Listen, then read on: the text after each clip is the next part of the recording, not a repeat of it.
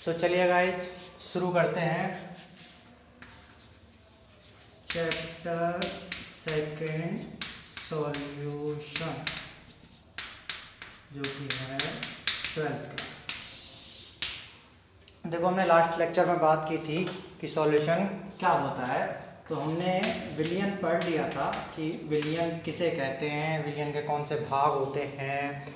उसके बाद हम सांद्रता पद तक पहुंच गए थे, लेकिन एक्चुअल में प्रॉब्लम ये थी कि कुछ बेसिक्स क्लियर नहीं हुआ था।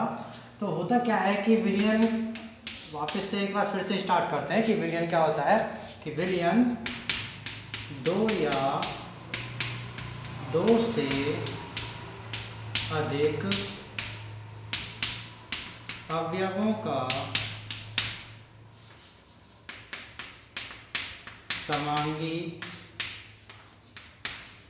मिश्रण होता है। ये डेफिनेशन मैंने आपको बताई थी कि जब हम सॉल्यूशन पढ़ रहे थे, विलयन पढ़ रहे थे कि दो या दो से अधिक अवयवों का जो एक समांगी मिक्सचर होता है वो क्या कहलाता है, सॉल्यूशन विलयन कहलाता है। लेकिन ये चीज़ शुरू कहाँ से हुई, तो हम शुरू से स्टार्ट करते हैं कि हम सब जानते हैं कि कोई भी जो पदार्थ हो, पदार्थ क्या होता है कि कोई भी वो वस्तु जो जगह घेरती हो, जिसका कुछ ना कुछ क्या हो वजन होता है, वो क्या कहलाता है, पदार्थ कहलाता है। जैसे मैं क्या करूँ, एक चौक का पीस है, चौक का पीस क्या करेगा, इतनी जगह घेरेगा और इसका वजन कम से कम 2 या 5 ग्राम तो होगा ही, तो वो क्या कहलाएगा, पदार्थ कहलाएगा। वो हमारी ओल्ड बेसिक चीज़ है जो हम 9th-10th में पढ़ चुके होते हैं। पदार्थ होते हैं दो प्रकार के, जैसे एक होता है शुद्ध पदार्थ और एक होता है अशुद्ध पदार्थ। ठीक है, और शुद्ध और अशुद्ध पदार्थ में शुद्ध पदार्थ जो होते हैं वो होते हैं तत्व और युग, और जो अशुद्ध पदार्थ होते हैं उनमें पाए जाते हैं मिश्रण। मैं बता रहा हूं कि विलयन चीज निकलकर कहां से आई, कि कोई भी पदार्थ हो सकता है, ठोस द्रव गैस कोई भी पदार्थ हो सकता है। अब जो ठोस द्रव गैस जो पदार्थ होंगे वो दो तरह के हो सकते हैं, एक तो शुद्ध होगा या फिर क्या होगा, अशुद्ध होगा। अब हो सकता है कि जो शुद्ध पदार्थ होते हैं वो एक तो तत्व होते हैं और यौगिक। तत्व कौन कौन से, कि अगर कोई पदार्थ एक ही प्रकार के परमाणुओं से मिलकर बना हो, जैसे क्लोरीन है, फ्लोरीन है, ब्रोमीन है, ऑक्सीजन है, फ्लोरीन है, ये सारे के सारे क्या होते हैं, एलिमेंट्स होते हैं, तत्व होते हैं, क्योंकि ये एक ही प्रकार के परमाणु से मिलकर बने हैं। जैसे क्लोरीन में कितने परमाणु हैं, 2, लेकिन दोनों की दोनों क्या है, एक ही टाइप के। लेकिन जो यौगिक होता है वो क्या होता है कि 2 या 2 से अधिक परमाणु मिले, मतलब इसमें तो क्या था, एक ही प्रकार के परमाणु थे। यौगिक जैसे HCl, ठीक है, NH3, HBr, ठीक है, उसके बाद H2SO4, ये सारे क्या हैं, कंपाउंड्स हैं, यौगिक हैं। इनमें क्या हो सकता है कि जो परमाणु है वो 2 या 2 से अधिक प्रकार के हो सकते हैं, लेकिन कंडीशन क्या थी कि जो दोनों परमाणु होंगे, जो दोनों परमाणु या 2 से अधिक जितने भी परमाणु मिक्स होंगे उनका जो अनुपात होता है वो समान रहता है। जैसे हाइड्रोजन और क्लोरीन गैस मिलकर क्या बनाते हैं, 2HCl। यहाँ पे देखो हम क्या करते हैं, हाफ H2 हाफ Cl2 मिलकर क्या बनाता है, एक HCl बनाता है। तो यहाँ पर हाइड्रोजन और क्लोरीन का जो रेशियो रहता है वो हमेशा 1:1 रहता है। अब मान लो चाहे आपने 4 H2 लिए, 4 Cl2 लिए, तो क्या बना आपके पास 4 HCl। लेकिन हम कभी भी HCl को H4Cl4 नहीं लिखते, क्योंकि यहाँ पर जो परमाणु होते हैं उनका जो रेशियो होता है वो क्या होता है, समान होता है। लेकिन अब हम बात करेंगे जो अशुद्ध पदार्थ, अशुद्ध पदार्थ। अब देखो अशुद्ध पदार्थ कौन से होते हैं, मिश्रण। मिश्रण कैसे, कि इनमें जो परमाणु होते हैं, जो पदार्थ बनाएंगे उन परमाणुओं में जो पदार्थ होगा वो 2 या 2 से अधिक परमाणु अनिश्चित अनुपात में मिलकर, मतलब उनका कोई अनुपात निश्चित नहीं होता। जैसे मैं क्या करूं, नमक और पानी को मैंने मिला दिया तो क्या मिलेगा, नमक का घोल। जैसे एक कंटेनर लिया मैंने, इसमें क्या है, ये नमक, ये देखो ये जो बॉल्स हैं ये नमक के क्या हैं, कण। मान लो ये नमक है, दूसरा कंटेनर है उसमें मैंने क्या लिया है,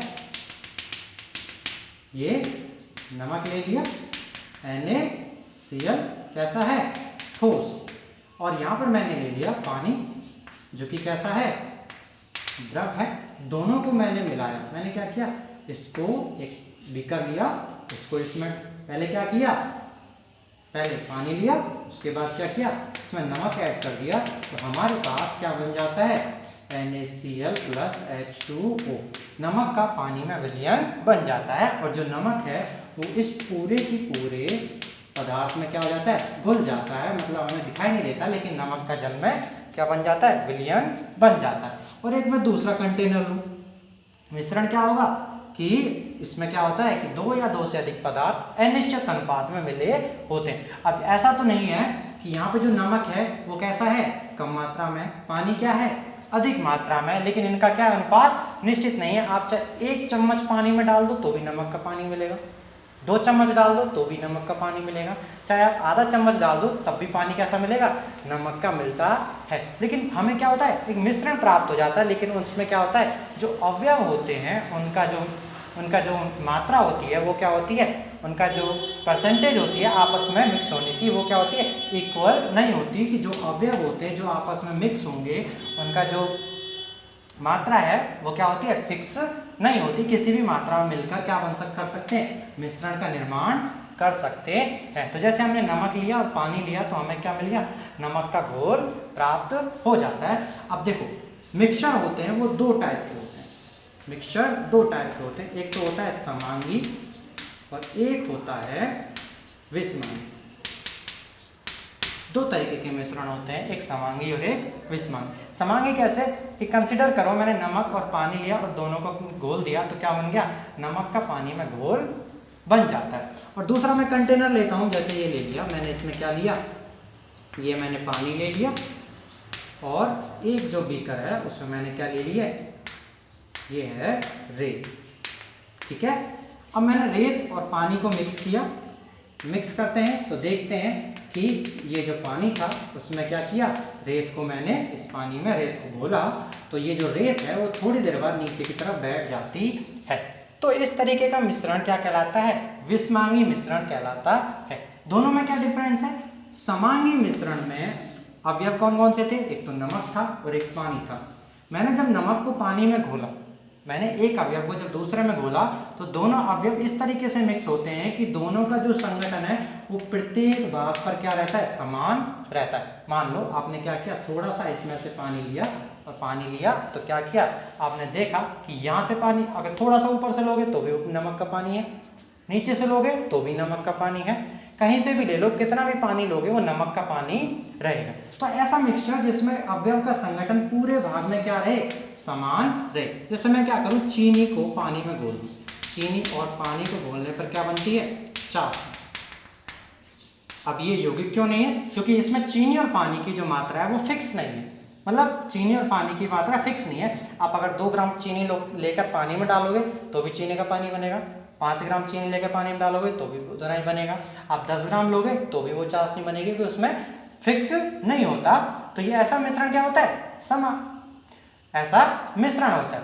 अब समांगी कैसे होगा कि अगर आप चीनी को पानी में घोल दोगे तो जो चाशनी बनेगी, अब चाशनी ऐसी थोड़ी होती है कि आपने मान लो किसी कंटेनर में चाशनी पटक दी और चाशनी रख दी और रखने पर ऊपर से तो पानी का स्वाद आ रहा है, नीचे से चाशनी का स्वाद आ रहा है, तो ऐसा नहीं होता ना। तो ऐसा होता है कि चाशनी में क्या होता है कि चीनी का जो पानी में जो मिक्सचर बन जाता है, तो अगर उस जो बने हुए मिक्सचर को आप कहीं से भी टेस्ट करोगे या फिर कहीं से भी अगर उसका क्या करोगे, इन्वेस्टिगेशन करोगे, परीक्षण करोगे, तो जो दोनों अवयव हैं उनका जो पूरा की पूरा जो संगठन है वो पूरे के पूरे भाग में क्या रहता है, समान रहता है। दूसरी तरफ अगर आपने पानी में रेत मिला दी तो यहाँ देखो, यहाँ से अगर हम क्या करते हैं कि मान लो जो हम कभी नदी में पानी पीते हैं या किसी जोड़ वगैरह में से पानी, मान लो पानी नहीं हो हमारे पास, तो क्या करते हैं, पानी या फिर नीचे से आजकल समरसेबल में से क्या होता है, कीचड़ का पानी आता है, तो हम उसको डायरेक्ट ही पी सकते हैं। तो क्या करते हैं, उस कंटेनर को थोड़ी देर के लिए रखा छोड़ देते हैं तो रेत नीचे बैठ जाती है, ऊपर जो बचता है उसको पानी को हम पी लेते हैं। होता तो मिक्सचर ही है, लेकिन इसमें दोनों का संगठन क्या होता है, अलग अलग होता है। दूसरा अगर एग्जाम्पल दूं तो जैसे अगर मैं तेल प्लस पानी, मान लो ये कोई कंटेनर था, पहले इसमें मैंने क्या किया, पानी ले लिया और उसमें थोड़ा सा क्या किया है, ये मैंने तेल डाल दिया, इसमें तेल डाल दिया। अब बना तो मिक्सचर ही है, लेकिन क्या है कि तेल कहाँ रह जाता है, तेल की परत ऊपर रह जाती है और जो पानी है वो नीचे रह जाता है। दोनों आपस में मिक्सचर नहीं होते, लेकिन क्या होता है कि ये एक तरीके का मिश्रण बनाते हैं जिसको कहते हैं विषमांगी मिश्रण। तो जो अब देखो साइंस में जो समांगी मिश्रण होता है कि जो पदार्थ कैसा मिश्रण बनाए, समांगी मिश्रण बनाते हैं, उन सभी पदार्थों से बनने वाला जो मिश्रण है उसे क्या कहा जाता है, विलयन कहा जाता है। और जो पदार्थ क्या बनाए, मिलकर विषमांगी मिश्रण बनाते हैं, वो बनाते हैं कोलाइड बनाते हैं, और एक तरीके का जो मिश्रण होता है उसे कहते हैं निलंबन। तो ये मिश्रण बनाते हैं जिसको क्या कहते हैं, कोलाइड और निलंबन। तो जो अवयव आपस में घुलने के बाद जो हमारे पास मिश्रण बने और उस मिश्रण में जो दोनों अवयव हैं उनका संगठन हर जगह पर क्या रहे, समान रहे, तब क्या बनाएंगे, समांगी मिश्रण बनाएंगे। और उस समांगी मिश्रण को क्या कहते हैं, विलयन कहते हैं। और यही मैंने डेफिनेशन में लिखाया था कि अगर दो या दो से अधिक अवयव कोई भी दो कंपोनेंट्स को मिलाओ और मिलाने पर कैसा मिश्रण बने, समांगी बने, तो उस मिश्रण को क्या कहेंगे, विलयन कहा जाता है। ठीक है, तो हमने बात की थी कि विलयन क्या है, कि विलयन दो या दो से अधिक अवयवों का कैसा मिक्सचर होता है, समांगी मिक्सचर होता है। नेक्स्ट अब हम बात करेंगे कि मान लो मैंने क्या किया, दो अवयव लिए, पहला अवयव लिया, ये मैंने 10 ग्राम, क्वांटिटी कुछ भी मान सकते हैं, 5 ग्राम 10 ग्राम, क्योंकि वैसे भी हम कभी भी नमक को पूरा की पूरी थैली नहीं डालते, उसमें क्या करते हैं 2, 4, 5 ग्राम डालते हैं। तो मान लो ये क्या है, नमक NaCl, और इसको मैंने किस में डाल दिया, वाटर H2O में, जल में घोल दिया। और घोलने के बाद मैंने क्या किया, एक बड़ा कंटेनर लिया, बड़े कंटेनर में पहले पानी डाला और पानी के साथ क्या किया, नमक को ऐड कर दिया। तो ये क्या होता है, नमक के साथ पानी का क्या बन जाता है, एक मिश्रण बन जाता है। और ये मिश्रण कैसा होता है, समांगी मिश्रण होता है। और कैसा मिश्रण बनता है, NaCl प्लस H2O, मतलब नमक का जल में घोल बन जाता है। और इसी घोल को क्या कहते हैं, नमक का जल में विलयन कहा जाता है।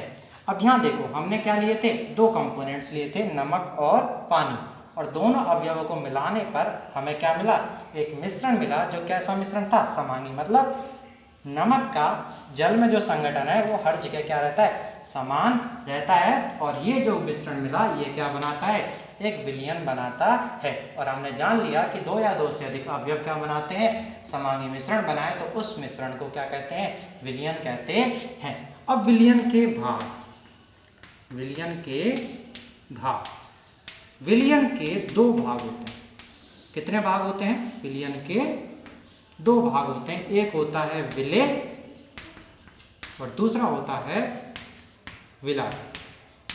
चैप्टर यहीं से शुरू हो जाता है। डेफिनेशन अगर एक बार समझ में आ जाती है तो उसके बाद से धीरे धीरे चीजें समझ में आने लग जाती हैं। अब बात करेंगे विलयन के भाग।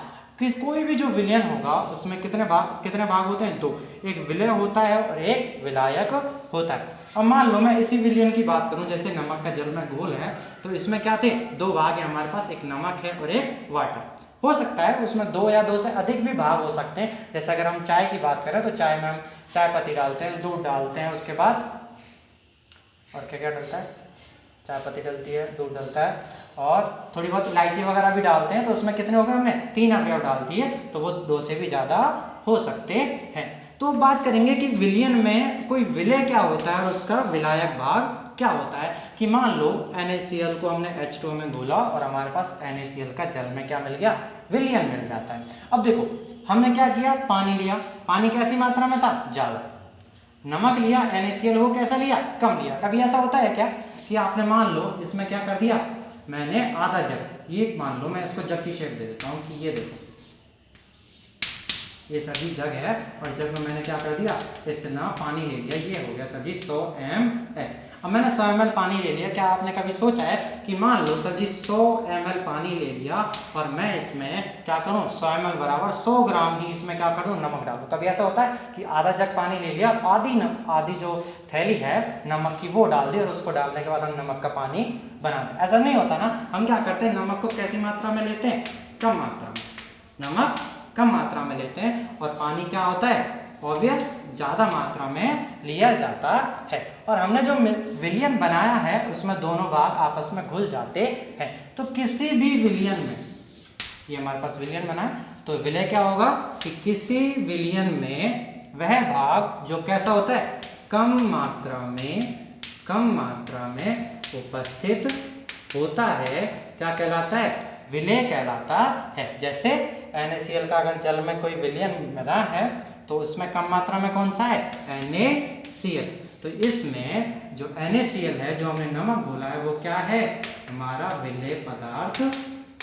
क्या है, विलय। अब विलायक क्या होगा कि किसी विलयन में वो अवयव, कौन सा, वो अवयव जो अधिक मात्रा में उपस्थित होता है। यहाँ देखो कौन सा अवयव अधिक मात्रा में, H2O।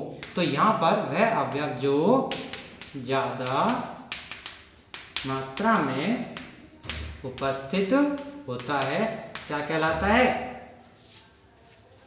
जो ज्यादा मात्रा में उपस्थित होता है विलायक कहलाता है। तो हमने अब देख लिया कि विलयन के दो भाग होते हैं, एक विलय होता है और दूसरा विलायक। कि किसी विलयन में जो कम मात्रा में होगा वो क्या कहलाएगा, विलय। और यहाँ पर हमने जो पानी लिया है वो कैसी मात्रा में लिया है, अधिक मात्रा में लिया है, तो ये क्या कहलाता है, विलायक कहलाता है। और आप इस डेफिनेशन के अलावा ये भी कह सकते हो कि विलय तथा विलायक मिलकर किसका निर्माण करते हैं, विलयन का निर्माण करते हैं। कि दो या दो से अधिक विलय किसी विलायक में घुलकर किसका निर्माण करते हैं, विलयन का निर्माण करते हैं। अब बात करेंगे कि इस चैप्टर में आगे हमें क्या क्या पढ़ना है। तो मैंने लास्ट टाइम पे भी बताया था कि इस चैप्टर में हमें टोटली सांद्रता पद, राउल्ट का नियम एटसेट्रा एटसेट्रा पढ़ने थे। तो एक बार मैं फिर से रिपीट कर देता हूँ कि हमें क्या क्या पढ़ना है। सबसे पहले सांद्रता पद पढ़ेंगे, क्योंकि सांद्रता पद पढ़ने के बाद हमें ये समझ में आने लगेगा कि एक्चुअल में हम सॉल्यूशन चैप्टर क्यों पढ़ रहे हैं। दूसरा पढ़ेंगे विलयन के प्रकार, विलयन के प्रकार। तीसरा पढ़ेंगे विलेयता, किसकी, द्रव में ठोस और गैस की। अगर आप क्या करते हो, किसी भी चैप्टर को अगर आप थोड़ा सा कैटेगराइज कर लो और कैटेगराइज कर लेते हैं तो उसके बाद उस चैप्टर को समझने में आसानी हो जाती है। उसके बाद पढ़ेंगे हम हेनरी लॉ, इसी में आ जाएगा हेनरी नियम। उसके बाद पढ़ेंगे द्रवों का वाष्प दाब, मतलब राउल्ट का नियम। उसके बाद हम पढ़ेंगे पांचवा स्थिरक्वाथी मिश्रण। उसके बाद अणुसंख्यक गुणधर्म, और जो लास्ट का रह जाएगा वो हमारे पास रहेगा वांटाक गुणांक। ठीक है, तो ये हमारे चैप्टर की समराई है और इस समराई से हमें क्या करना है, इस पूरे चैप्टर को एंड कर लेना है। और जो बीच में बचेगा, एक और बच गया इससे पहले 6, 7, 8 और यहाँ रह गया, कौन सा रह गया, 4th 5th रह गया, आदर्श और अनादर्श विलयन।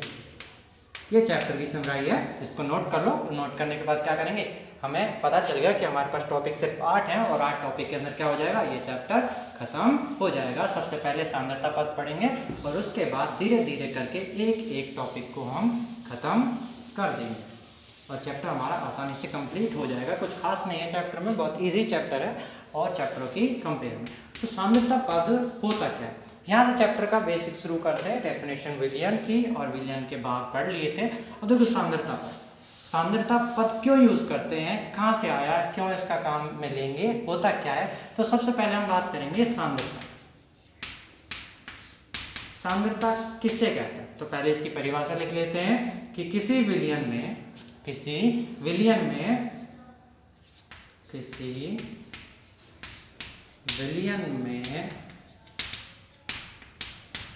विलय के भागों की संख्या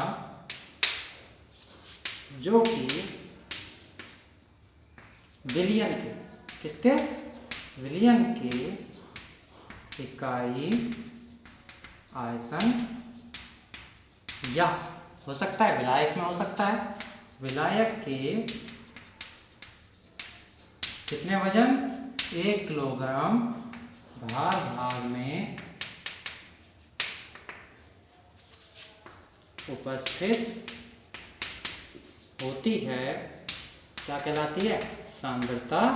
इसको किससे लिखते हैं? सी फॉर कंसंट्रेशन। सी कहलाती है।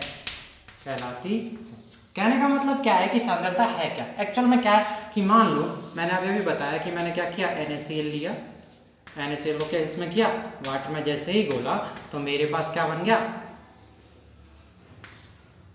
नमक का जल में विलयन बन जाता है। अब देखो सांद्रता ऐसे समझेंगे कि मान लो आपने क्या किया था, एक कंटेनर में क्या किया था, ये आपने नमक लिया, एक कंटेनर में आपने जल लिया और उसके बाद क्या कर दिया, दोनों को एक साथ मिक्स करके नमक का जल में विलयन तैयार कर दिया। अब उसके बाद हुआ क्या कि आपने देखो, मान लो आपने क्या किया है, यहाँ पर देखो विलयन के इकाई आयतन में, हो सकता है आपने जो विलयन है वो किस में लिया हो, लीटर में लिया है। मान लो मैंने ले लिया 1 लीटर, कितना लिया है 1 लीटर। या हो सकता है कि विलायक है, क्योंकि अधिक मात्रा में होता है तो क्या होगा, विलायक होगा। ये क्या हो सकता है, मान लो 1 kg। अलग अलग कंसंट्रेशन टर्म के लिए अलग अलग मान लेते हैं। मैं मान लेता हूँ कि मान लो मैंने जो लिया है, जो जल है वो 1 लीटर लिया है और यहाँ पर NaCl की मात्रा कितनी ले ली, 2 ग्राम। तो यहाँ कंसंट्रेशन क्या कह रही है, C बराबर होता है कि विलय के भागों की संख्या, किसमें, विलयन के आयतन या विलयन का आयतन। तो कंसंट्रेशन ऐसे दी जाती है कि किसी भी विलयन के आयतन में विलय के जो भागों की संख्या है वो क्या कहलाती है, उसकी सांद्रता C कहलाती है। तो यहाँ पे देखो हमने क्या किया है, विलय कितना है 2 ग्राम बटे हमने विलयन कितना लिया था, तो जो विलयन है वो कितना हो गया, 1 लीटर ये और 2 ग्राम ये। अब मैं अगर लीटर को ग्राम में चेंज कर लूँ तो मान लो ये अगर ऐसे भी हो सकता है कि 1 लीटर 2 ग्राम जो विलयन है वो हमने कितने लिया, विलयन का आयतन कितना है 1 लीटर। तो ये क्या बता रही है कि हमारा जो 1 लीटर जो विलयन है उसमें कितने ग्राम है, 2 ग्राम विलय उपस्थित है। अब मान लो मैं इस 2 ग्राम को हटा दूँ और आपने क्या किया कि आपको नमक लिया, थोड़ा सा किसी मतलब लैब में नमक लिया और उसको घोलकर मान लो 1 लीटर पानी में घोल दिया और घोलकर आपको एक सॉल्यूशन दे दिया और आपसे कहा कि इसमें किसकी सांद्रता, नमक की सांद्रता क्या करो, ज्ञात करो। तो मान लो आपको नमक की सांद्रता ज्ञात करनी है, तो सांद्रता का मतलब क्या होगा कि जो नमक है उसकी उस विलयन में कितनी मात्रा उपस्थित है। तो यही है कि किसी विलयन में, कि ये विलयन है उसमें विलय के भागों की संख्या, कि विलय का कितना भाग हो सकता है ग्राम में, ठीक है, कि विलय के भागों की संख्या, कि इसमें जो विलयन है उसमें नमक या विलय कितना उपस्थित है, जो कि विलयन के इकाई, उसके टोटल इकाई आयतन, या जैसे केजी ले सकता हूं। जैसे मैंने क्या किया है, नमक को क्या किया है, नमक को मैंने अगर क्या किया, इसी लीटर पानी में घोल दिया, तो 1 लीटर जो विलयन होता है, 1 लीटर जो पानी होता है उसका नॉर्मली कितना होता है, 1030 ग्राम क्या होता है वजन, मतलब इसको क्या कहते हैं 1 kg के अप्रोक्स माना जाता है। तो विलायक के 1 किलोग्राम में जो नमक है वो कितना उपस्थित है, वही क्या कहलाती है, सांद्रता कहलाती है। अब चक्कर ये है कि अलग अलग टाइप से अलग अलग जगह अलग अलग सांद्रता नापी जाती है, तो उसके लिए हम क्या करते हैं, कंसंट्रेशन टर्म का यूज करते हैं। यहाँ पर एक्चुअल में प्रॉब्लम ये हो रही थी कि मान लो आप क्या लेते हो, विलायक अगर पानी अगर द्रव लिया है और आपने लीटर में लिया है, और विलय कैसा लिया है, ठोस है तो वो ग्राम में होगा, द्रव है तो ml में होगा, ठीक है। अब मान लो ml को ml में, मतलब द्रव को द्रव में घोल रहे हो, ठोस को द्रव में घोल रहे हो, तो आपके क्या है, अलग अलग सांद्रता हो सकती है। तो इसलिए हम क्या करते हैं, सांद्रता पदों का यूज करते हैं, क्योंकि जो कंसंट्रेशन की परिभाषा है वो अच्छी तरीके से किसी भी पदार्थ में, कोई पदार्थ अगर हम घोलते हैं तो उसकी सांद्रता को मेजर नहीं करता है। तो इसके लिए हम क्या करते हैं, सांद्रता पद पढ़ते हैं। क्या पढ़ते हैं, सांद्रता पद पढ़ते हैं कि किसी भी विलयन में, या कोई विलयन हमने घोल कर तैयार कर लिया, उसमें जो विलायक है उसमें कितने विलेय उपस्थित हैं। तो इसके लिए मैंने पहले भी बताया था कि जो सांद्रता पद है वो दो तरीके से पढ़ते हैं। एक होता है ताप निर्भर सांद्रता पद और एक होता है ताप अनिर्भर सांद्रता पद। ताप निर्भर सांद्रता पद कौन कौन से होते हैं, अब देखो ये क्वांटिटीज है। देखो मैं एक चीज बताऊं आपको, आप कोई भी जो ट्यूब लेकर आते हो तो उसके ऊपर कुछ लिखा होता है। जैसे मैं अगर कोई भी ट्यूब है तो उसमें परसेंटेज क्या लिखा होता है, 2% W/V, ऐसे कुछ लिखा होता है। तो वो सारी चीज़ें आपको क्या की जाती है, कंसंट्रेशन बताती है कि उसमें जो 2% है, जैसे आपने क्या किया, कोई भी जैसे बेंजिल अल्कोहल की अगर क्या मान लो कोई ट्यूब आपके पास आ गई, अब वो बेसिकली कंपनी होती है, लेकिन आप अगर उसके ऊपर सॉल्ट पढ़ोगे उसमें क्या क्या चीज़ दे रखी है, तो 2% W/V का मतलब क्या है कि नीचे क्या लिखा हुआ है, वॉल्यूम। वॉल्यूम मतलब आयतन। आयतन किसका दे रखा है, विलियन का। इसका विलियन का कि 1 लीटर विलियन में कितना है, 2%। 2% का मतलब 2 भाग।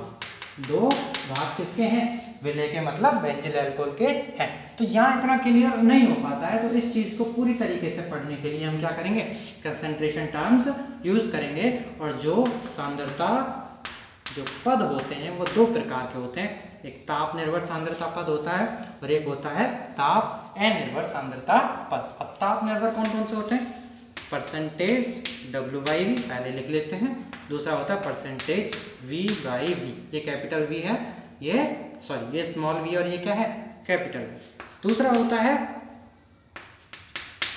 मोलरता, तीसरा नॉर्मलता, चौथा होता है फॉर्मलता, और उसके बाद आता है जो टेम्परेचर डिपेंडेंट सांद्रता पद होता है वो होता है परसेंटेज ppm। कौन सा, W/V और V/V। 12th जो बोर्ड होता है, 12th बोर्ड में एक तो ये होता है, उसके बाद मोलरता आती है सिलेबस के अंदर, और पार्ट्स पर मिलियन आता है। इनकी जनरली कभी कभी सिर्फ डेफिनेशन पूछ ली जाती है, उसके अलावा कुछ नहीं होता। बाकी IIT JEE वगैरह में तो पूरा सिलेबस पढ़ना पड़ता है। अब ताप अनिर्भर कौन कौन से होते हैं, परसेंटेज W/W, दूसरा है मोलरता, उसके बाद आता है मोल भिन्न, मोल फ्रैक्शन, मोल भिन्न, और जो लास्ट में रह जाता है वो था परसेंटेज ppm, कौन सा, वेट बाई वेट।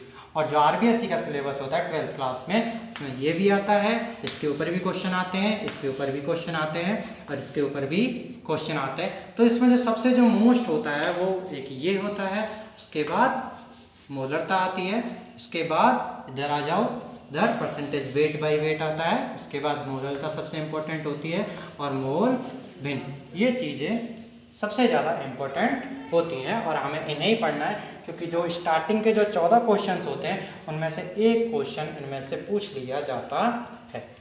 नेक्स्ट तो हम शुरू करते हैं। सबसे पहले पढ़ेंगे ताप निर्भर सांद्रता पद। देखो ज़्यादा कुछ नहीं है, बस सिंपल सी चीज़ है। इसमें हमने कोई भी जो हम विलयन बनाएंगे उसमें से विलय कितना घोला गया है उसकी जो मात्रा होती है वो जो हम ज्ञात करते हैं वो ये सब बताते हैं। वो अलग अलग मात्रा अलग अलग तरीके से ज्ञात करते हैं। वो जो तरीके होते हैं वो ये होते हैं, 5 ताप निर्भर तरीके होते हैं और 4 जो तरीके होते हैं वो ताप अनिर्भर तरीके होते हैं। तो सबसे पहले बात करेंगे टेम्परेचर डिपेंडेंट कंसंट्रेशन टर्म्स। तो पहला है परसेंटेज W/V। ठीक है, इसको बोलेंगे द्रव्यमान आयतन प्रतिशतता पद। ठीक है, तो सबसे पहले इसकी परिभाषा लिख लेते हैं। ये होता क्या है, तो होता क्या है कि देखो यहाँ पे एक W है और एक V है। यहाँ पे जो W है वो कैपिटल है, सॉरी स्मॉल है, और V क्या है, बड़ा है। तो सबसे पहले देखेंगे कि W अपॉन V क्या है। ठीक है, तो यहाँ पर ये क्या कह रहा है कि मान लो कोई आपके पास विलयन है। ठीक है, कोई विलयन है, इसमें क्या किया आपने, एक विलय लिया है। क्या लिया है, विलय, और विलय की मात्रा ले लिया आपने ग्राम में। किस में ले लिया, ग्राम में। ये क्या है, विलय, ये विलय है, और इसकी आपने मात्रा ली है किसमें, ग्राम में। और आपने दूसरा क्या किया, विलयन, एक विलायक लिया, और विलायक कैसा है, ml में। किस में लिया है, ml में। आपने विलय को ग्राम में लिया है और विलायक को ml में लिया है, और आप क्या करते हो, विलय को विलायक में घोल देते हो, और मान लो आपके पास क्या बन जाता है, ये विलयन बन जाता है। और जो विलयन का आयतन होता है, मान लो इस विलय को जो विलायक में घोलोगे तो जो विलयन है उसका आयतन आपको मिलता है ml मिलीलीटर में, क्योंकि आपने मान लो जैसे नमक को पानी में घोल दिया, घोलने के बाद ये थोड़ी है कि वो ग्राम में रहेगा, पानी की क्वांटिटी ज़्यादा है तो लिक्विड फेज ज़्यादा रहेगी, तो हमें किस में मिलेगा, ml में। तो ये क्या होगा कि परसेंटेज W बाई जो V है वो कंसेंट्रेशन टर्म द्रव्यमान आयतन प्रतिशतता पद। तो पहले पढ़ेंगे कि द्रव्यमान आयतन पद क्या होता है, उसके बाद उसकी प्रतिशतता निकालेंगे। तो ये होता है कि किसी विलयन के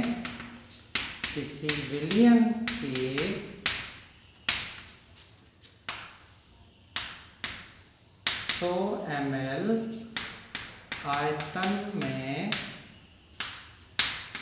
आयतन में विलय के, अब हम क्या पढ़ रहे हैं, द्रव्यमान आयतन। आयतन किसका होगा, विलयन का, द्रव्यमान विलय का, विलय के भागों की संख्या, भागों की संख्या देखो यहाँ 100 ml रखा, किसी विलयन के आयतन में, किसी विलयन के संपूर्ण आयतन में, विलयन के संपूर्ण आयतन में विलय के भागों की संख्या क्या कहलाती है, द्रव्यमान आयतन प्रतिशत आयतन कहलाती है, सांद्रता पद कहलाती है। और इसको लिखेंगे कैसे, W by V। W by V का क्या मतलब है, W क्या है, विलय के भागों की संख्या बटे जो V है वो क्या है, विलयन का आयतन। यहाँ पर विलय के भार किस में होता है, वजन में, लेकिन वजन यहाँ हम किस में लेंगे, ग्राम में। जो विलय का जो भार होगा वो क्या होगा, किस में होगा, ग्राम में होगा, और जो विलयन का जो आयतन होगा वो हमें किस में मिलेगा, मिलीलीटर में। तो यहाँ पर जो W अपॉन V मिला है वो किस में मिला है, विलय का भार, और भार क्या होता है, विलय का भार, और V विलयन का आयतन। इससे हम इसको देते हैं। अब हमें क्या निकालनी है, उसकी परसेंटेज निकालनी है। तो W by V, percentage W by V। अब क्या करेंगे, द्रव्यमान आयतन प्रतिशतता पद ज्ञात करेंगे। तो यहाँ पर W बाई V क्या करेंगे, परसेंटेज निकालने के लिए क्या करते हैं, विलय के भागों की संख्या बटे किसका, विलयन का आयतन। इसको अगर मैं शॉर्ट फॉर्म में लिखूं तो विलय के भागों की संख्या W ग्राम में बटे विलयन का आयतन V ml, और इसको क्या कर देंगे, परसेंटेज निकालनी है तो 100 से गुणा कर देंगे, और यही आपके पास निकल कर क्या आ जाता है, W बाई V परसेंटेज। ठीक है, यहाँ तक समझ में आया, नोट करो।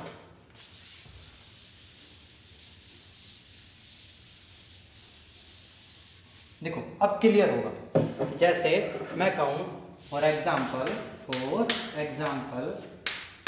मैंने क्या किया है, 5 ग्राम NaOH कितना, 200 ml WH2O 5 ग्राम NaOH 200 ml वाटर में घोला हुआ है, अतः NaOH की किसकी, सोडियम हाइड्रोक्साइड, NaOH की द्रव्यमान आयतन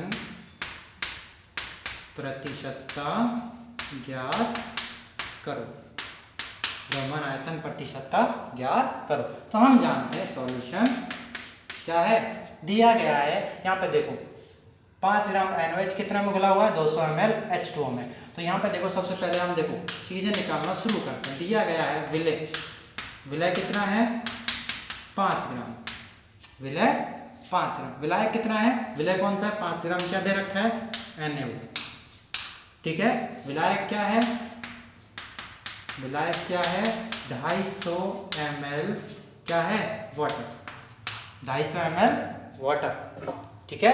अब हम बात करें परसेंटेज W/V, क्या निकलवा रहा है ये, परसेंटेज W/V कितना है। तो निकालने के लिए हम जानते हैं कि परसेंटेज W/V इसी चीज से निकल के आ जाता है। यहाँ पर W क्या होता है उस विलय का भार और V क्या होता है। अब यहाँ पर जो प्रॉब्लम देने वाली जो चीज है वो क्या है, V क्या है विलयन का आयतन, किसका आयतन, विलयन का। तो हमें जो विलय है वो किस में दे रखा है, ग्राम में दे रखा है। जो जल है, जो वाटर है वो किस में दे रखा है, ml में, किस में दे रखा है, ml में दे रखा है। तो हम देखो अब इसको कन्वर्ट करेंगे, या कन्वर्ट करेंगे तो यहाँ पर देखो जो 5 ग्राम NaOH हमने क्या किया है पानी में घोला है। तो यहाँ देखो ये सबसे प्रॉब्लमेटिक चीज होती है कि 1 kg जो वाटर होता है, मतलब अगर मान लो मैं क्या करूँ 1000 kg वाटर में कितना होता है 1030 ml, कितने होते हैं 1030 ml, ठीक है। तो 1 किलो में ग्राम कितने होते हैं 1000 ग्राम बराबर 1030 ml। हमें किस में चाहिए, विलयन का आयतन किस में चाहिए, ml में चाहिए। तो यहाँ 1 ग्राम का कितना होगा 1030 ml/1000, ठीक है। और यहाँ ग्राम कितना दे रखा है 5 ग्राम, कितना 5 ग्राम। तो 5 ग्राम का ml में निकालो कितना हो जाएगा 5 × 1030/1000, ये किस में निकल आता है ml, ठीक है। 5 200 एक 0 से एक 0 तो 103/20, ठीक है। तो हमें क्या निकालनी है परसेंटेज W/V। तो यहाँ पर परसेंटेज W/V के लिए हमने क्या किया, मैंने वो चीज़ क्यों निकाली है, मैंने इसको क्या कर दिया इस ग्राम को ml में चेंज कर दिया। तो ये हो गया 130/20 ml। अब देखो मैंने इसको क्यों चेंज किया है, परसेंटेज W/V में V का आयतन चाहिए। V क्या है विलयन का आयतन, किसका, विलयन का आयतन। विलयन का आयतन किससे मिलेगा, विलय के आयतन और इसमें किसका जोड़ दें हम, विलायक। क्यों, क्योंकि एक विलय को और विलायक को मिलाने पर हमें क्या मिलता है, विलयन मिलता है। तो यहाँ पर विलय कितना है ml में, देखो अब देखो मैंने इसको ग्राम में, अगर मैं किसी चीज को पानी में घोल दूं तो मुझे कैसे पता चलेगा कि टोटल आयतन कितना है। इसलिए मैंने क्या किया, विलयन को भी किस में बदल दिया ml में, और विलायक को भी ml में है ही। तो 103/20 विलय है ml में और विलायक कितना है 250। काउंट करेंगे, एलसीएम ले लो 20 103 प्लस 250 500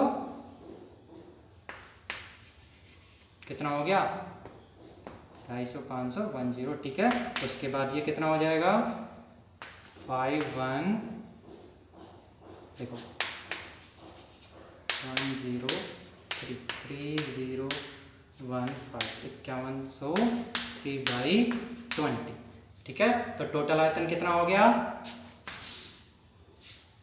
5103/20, ठीक है। और जो वेट है वो कितना है हमारे पास 5 ग्राम, कितना है 5 ग्राम, ठीक है। तो ये हमारे पास किसका निकल के आ जाता है, विलयन का आयतन निकल के आ जाता है।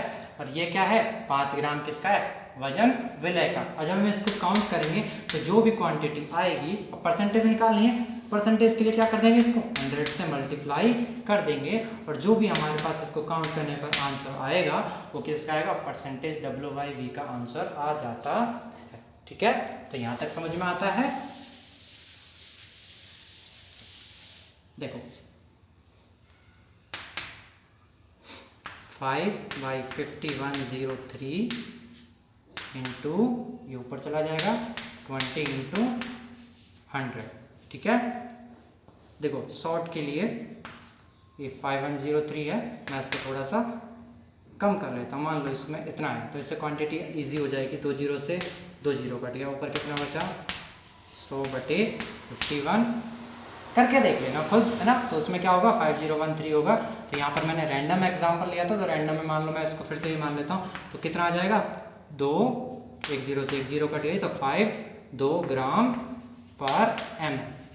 मैंने ये चीज़ कहाँ से लिखी है, परसेंटेज W/V क्या होता है, W ग्राम में, विलय का बार ग्राम में, और जो विलियन है उसका जो आयतन होता है वो किस में होता है, ml। तो इसकी यूनिट निकल कर क्या आएगी, ग्राम पर मिलीलीटर, और यहाँ पर कितना आ जाता है 2 ग्राम पर मिलीलीटर। तो यहाँ पर जो हमारे पास NaOH की द्रव्यमान प्रतिशतता जो निकल कर आती है वो कितनी है, 2 ग्राम पर ml, मतलब एक जो ml, अब ml कितना 100 ml में कितने हैं 5 ग्राम, आपके यहाँ पर कितना है 2 ग्राम उपस्थित है, और यहाँ पर देखो 200 में कितना है 5 है, तो 100 ml में कितना हो जाएगा 2.5, लगभग अप्रॉक्स उतना निकल कर आ जाता है। तो इसकी कितनी हो गई, परसेंटेज W/V निकल कर कितनी आती है 2 ग्राम पर मोल। नेक्स्ट टर्म पे हम इसके अलग से जितने भी कंसंट्रेशन टर्म्स हैं उनको पढ़ेंगे, तब तक के लिए वॉच करो, पूरे के पूरे को कंप्लीट को उतारो और अपने नोट्स बनाओ और आगे पढ़ते रहो। Thank you.